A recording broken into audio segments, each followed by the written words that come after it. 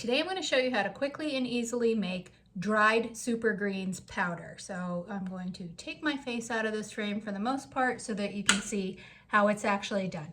So we're going to start with our dried greens. I have a bunch of dried kale here.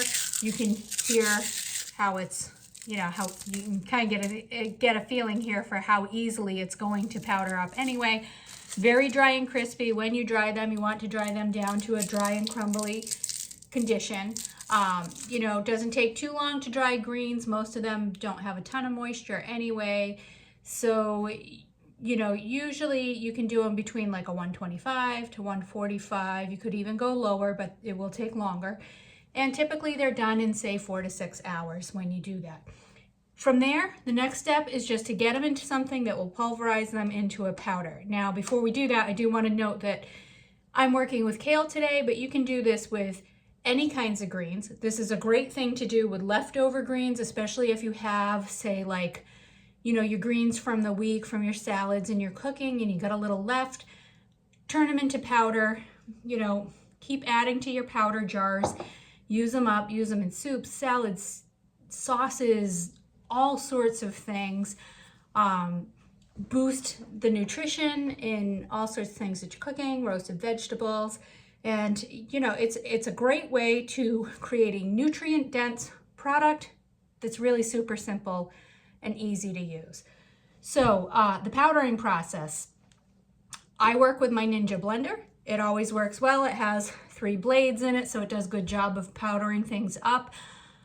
Some other good options are like a NutriBullet or like a smoothie, single smoothie with a flat blade. Those work really well, or a coffee or herb grinder. But if you do that, you want to dedicate your coffee grinder to being used for herbs and green powders, because the oils from coffee beans will actually mess that up. So on to how to do it. I've got my blade in here. I'm just going to put my already dried leaves in.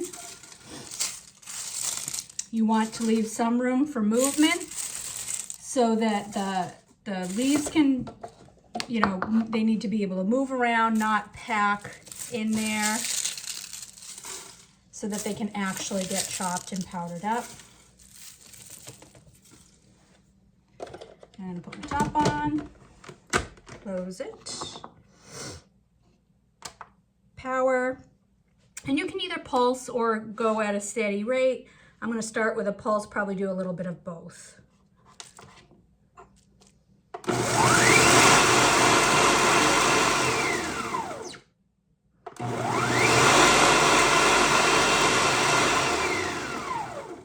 You can see how quickly that chops down to a nice powder. And you can go as fine or as coarse as you like. That's really a personal preference.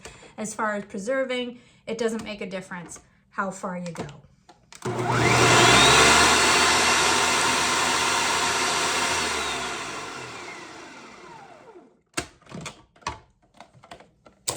And that's it. I've got this chopped to a little, like kind of a small leaf version, and I'm going to try and pick a jar that is not going to have a ton of extra air space to it, just because you want as little air in there as possible. I do have a vacuum sealer attachment I could use on this if I wanted to seal the cover, which would keep more air out of it. However, I'm going to be using this right away, so I'm just going to go with a solid plastic cap.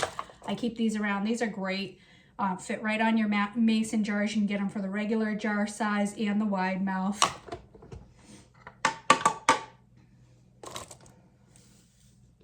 And that's it. Just pour it into there. Again, you can see I've got this down into like a fine leaf. You could go even finer than that. It is, I won't say impossible, but a little harder to get very fine in something like the Ninja. If you like a really super fine powder, that would be where like a NutriBullet or an herb grinder would do you even better. And that's it. That's all there is to it. Now I've got a great nutrient dense green powder to go into all sorts of cooking and sneak it in there and get them their kale and nutrients, and they never even have to know it. Also great for smoothies, all sorts of things. So Hope you like it. Great thing to do. You can mix and match the greens. It doesn't have to be all one kind. It can, depending on how you want to use it. Good way to get your nutrients and get your greens.